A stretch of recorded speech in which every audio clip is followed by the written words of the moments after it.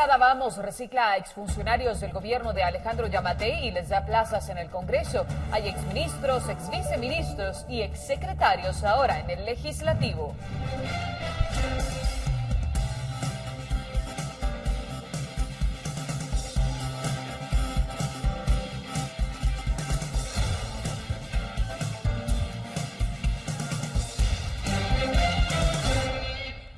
Luego de dejar sus cargos en el anterior gobierno, varios hombres de confianza del expresidente Alejandro Yamatei encontraron en el Congreso el mejor resguardo. Algunos de ellos ahora son asesores. En la siguiente nota le contamos de quiénes se trata. La bancada Vamos en el Congreso de la República se convirtió en el principal sitio de resguardo para los exfuncionarios de confianza de Alejandro Yamatei tras dejar sus cargos luego del 14 de enero. Con contratos de 22,000 quetzales cada uno, muchos de los exfuncionarios de la gestión de Yamatei ahora son asesores de la bancada, pero pagados con fondos del Congreso, ya que cada bloque tiene derecho a contratar a cierta cantidad de asesores. Entre ellos hay exministros, exviceministros y exsecretarios. Uno de los hombres más cercanos de Yamatei y quien se encargaba de cuidar su imagen ante la opinión pública era el exsecretario de Comunicación Social de la Presidencia, Kevin López Oliva. En las planillas del Congreso figura como asesor del bloque Vamos con un contrato por 22,000 quetzales mensuales. A López Oliva se le suma Hugo Monroy, quien fue ministro de Salud en el inicio del gobierno de Yamatei y quien fue criticado por el manejo de la pandemia por COVID-19. Luego se le nombró como encargado de la construcción de hospitales y ahora asesora al bloque Vamos por 22,000 quetzales al mes. Al listado se suman otros exfuncionarios de Yamatei, como el caso del exprocurador general de la Nación, Welmer Ubener Gómez González, también el exministro de Ambiente, Gerson Barrios Garrido, el exviceministro del MAGA, César Vinicio Arriaga Morales, sumado a Edwin Adonai Cajas Maldonado, quien fungió como director de la Dirección de Coordinación Regional y Extensión Rural del MAGA. Adicional a ellos también fueron contratados como asesores el exsecretario de Coordinación Ejecutiva de la Presidencia, Álvaro Leonel Díaz Velázquez, y la exsecretaria general de la Presidencia, María Consuelo Ramírez. El listado de asesores se completa con otros 3 perfiles que no figuran entre los listados de exfuncionarios de Yamatei, pero a diferencia del resto, sus salarios no son iguales, ya que fueron contratados por 18,000 quetzales. Se trató de contactar al diputado Alan Rodríguez, jefe del bloque Vamos, para tener una postura por las contrataciones. Sin embargo, hasta el cierre de esta nota no hubo respuesta. Para Noticiero Guatevisión, Henry Montenegro.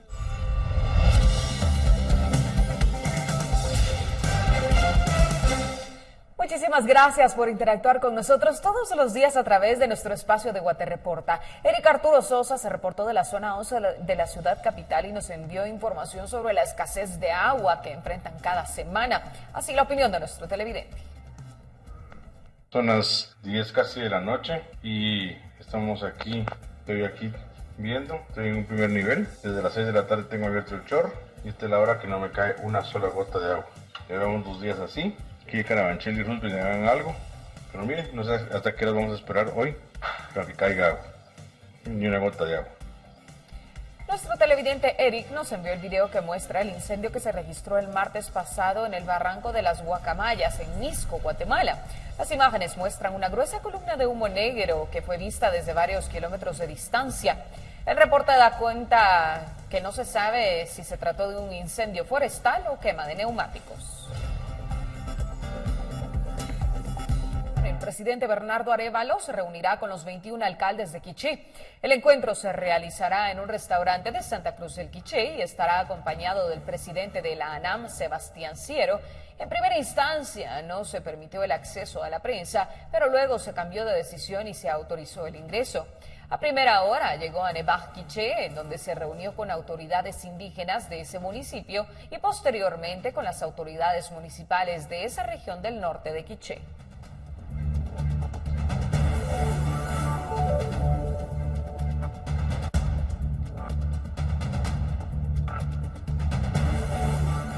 La construcción de plantas de tratamiento es una obligación de las alcaldías. En Huehuetenango, el 50% de estos proyectos no funcionan, pese a las millonarias cifras invertidas. Mike Castillo nos tiene los detalles. Mike, adelante, ¿cómo estás?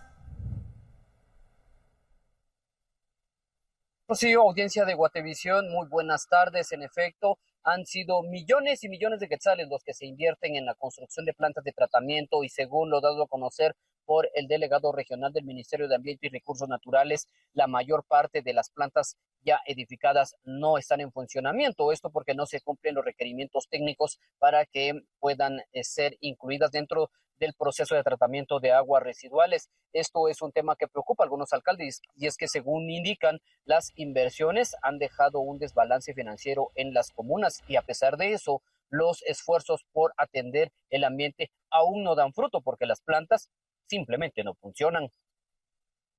Alrededor de 13 municipalidades cuentan ya con su estudio técnico.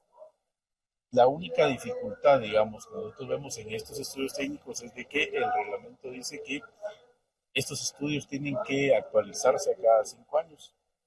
Los estudios que nosotros tenemos datan del 2017. Entonces, en este momento es oportuno que se actualice.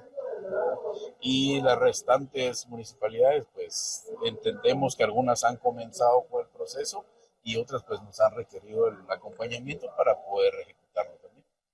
¿Quién es el responsable de...?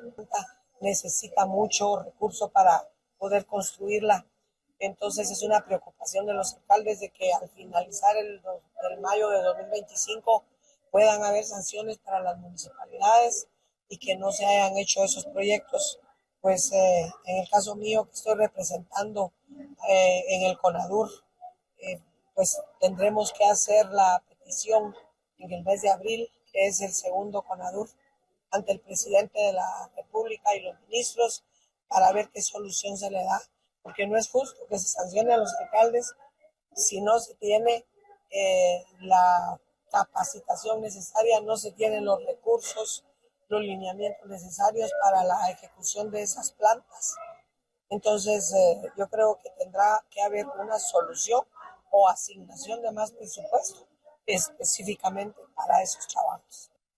Para el próximo mayo del siguiente año se vence el plazo para que las comunas tengan al menos los estudios técnicos para la construcción de plantas de tratamiento. Quienes incumplan con esta normativa tendrán multas según lo que dan a conocer las autoridades, y los municipios en donde ya hay plantas que fueron construidas, se esperaría que la Contraloría General de Cuentas pueda acercarse para verificar el funcionamiento de las mismas. Hasta aquí este reporte. Con esta información regreso con ustedes a los estudios de Tenancortamayo Noticiero.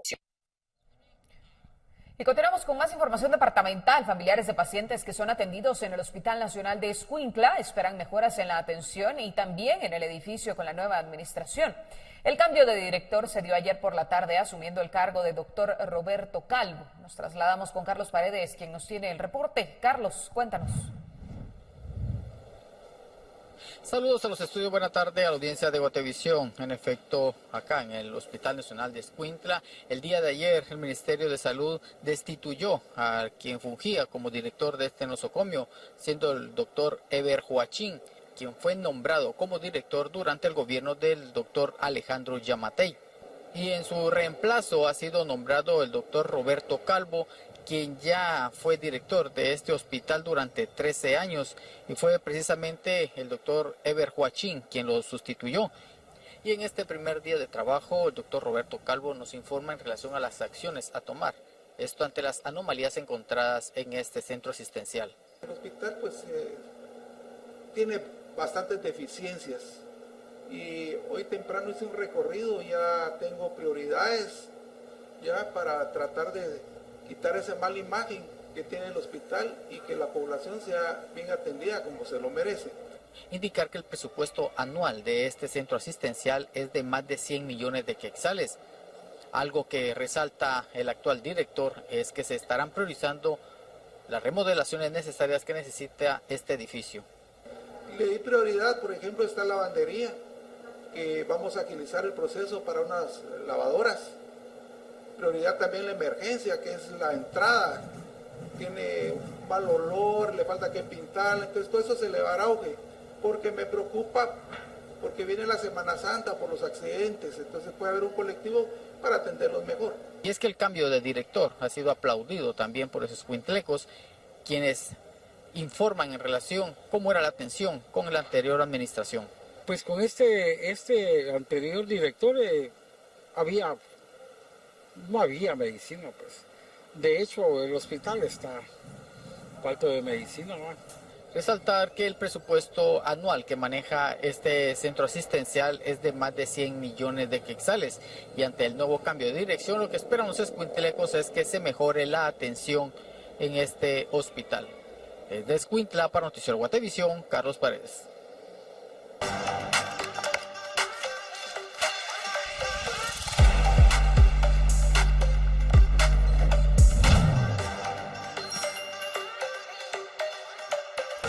Hablemos de economía y un tema bastante importante. En esta época del año, la generación de energía eléctrica en el país baja y esto es provocado por los cambios climáticos, sobre todo por el fenómeno El Niño.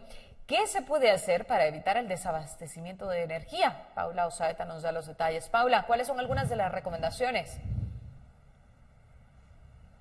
Hola Rocío, buenas tardes, qué gusto saludarte. Sin duda el cambio climático está generando cambios y consecuencias que nunca imaginamos. El fenómeno del Niño en Guatemala y la región ha traído la reducción de lluvias y por ende la generación de sequías. Obviamente lo primero que se afecta son los cultivos en la agricultura, pero también genera problemas con la energía eléctrica por la disminución de agua en los ríos. Según Alex Guerra, director del Instituto de Investigación sobre el Cambio Climático, un 35% de la electricidad del país depende de las hidroeléctricas. Ya vemos en estos meses del año que esa generación de electricidad ha disminuido. En unos datos que estuve viendo nos hablan ya de que ha bajado a un 26%. Muchas hidroeléctricas ya están operando a un 21% de su capacidad, ¿verdad? Que normalmente anda por 26 al 30%, ¿verdad? Entonces sí ya se está viendo marcado también ese impacto sobre la electricidad del país. Estos datos afectan al suministro, es decir, las sequías estarían generando desabastecimiento de energía eléctrica y esto lo que provocará es que se compre energía de otros países o de aumentar la generación de electricidad de otras fuentes. Por ejemplo, en 2023 se aumentó la generación a través del carbón mineral. Este carbón no solo es el más contaminante, si hablamos de gases de efecto invernadero, sino que ese lo tenemos que importar. Entonces, a la hora de tener una escasez en el suministro eléctrico, pues se ve la necesidad de importar pues el carbón, y eso tampoco es tan inmediato, ¿verdad? Entonces, si no se toman algunas decisiones y acciones a nivel de país, podría ser que haya una escasez de energía eléctrica, sobre todo ahorita en marzo, abril, y yo diría que en mayo. Porque aunque ya se tiene previsto que en mayo salgamos del fenómeno del Niño, en lo que empiezan las lluvias, siempre hay unas semanas que toma para que los ríos vuelvan a recuperar su nivel. Guerra indica que entre las acciones que se pueden tomar para evitar este desabastecimiento sería aprovechar otras fuentes de generación que son más estables durante esta época del año, como la generación a partir de la biomasa de la caña de azúcar, que provee el 30% de la energía del país. Con esto regreso con ustedes, Rocío. Buenas tardes. Y el mundo de la cultura y la farándula siempre nos da muchísimo de qué hablar. Este 19 de marzo no se pierda el espectáculo sinfónico en homenaje a los Beatles, presentado por la banda guatemalteca Los Bichos Banda. Será una experiencia musical completamente única. Vea usted los detalles. Nos encontramos en la residencial donde la banda tributo a los Beatles, Los Bichos, ensayan para dar su mejor espectáculo este 19 de marzo en el Teatro Nacional, lugar donde se llevará a cabo su concierto sinfónico. Pero para ello que ellos nos expliquen un poco más cómo va a estar este concierto. Invitarles a que vivan una experiencia única, la experiencia Beatle de Guatemala, algo muy especial con muchos músicos, con arreglos realizados con mucho esmero, con mucho profesionalismo y de alta calidad.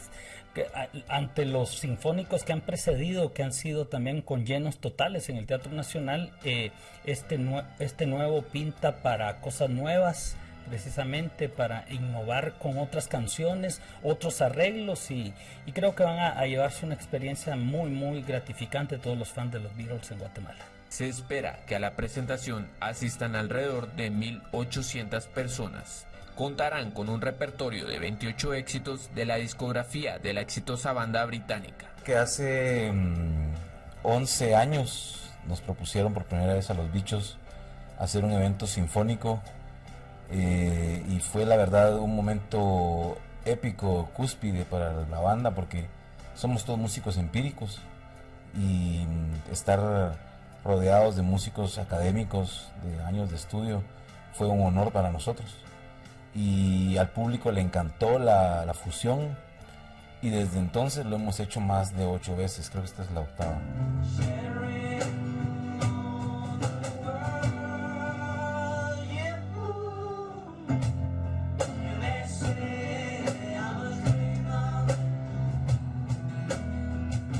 El concierto se dividirá en 3. El primero contará con la participación de la Orquesta Sinfónica, el segundo dejará únicamente a la banda tocando los temas más emblemáticos y rockeros. En el tercer set, para terminar el show de la mejor forma, la banda junto a la orquesta tocarán canciones de la carrera independiente de cada Beatle. El esfuerzo y la dedicación es lo que resalta en estas 4 paredes para dar un buen espectáculo este 19 de marzo. Los bichos los esperan en el Teatro Nacional. Reportó para Noticiero Guatevisión Roberto Cordón con imágenes de Rebeca González.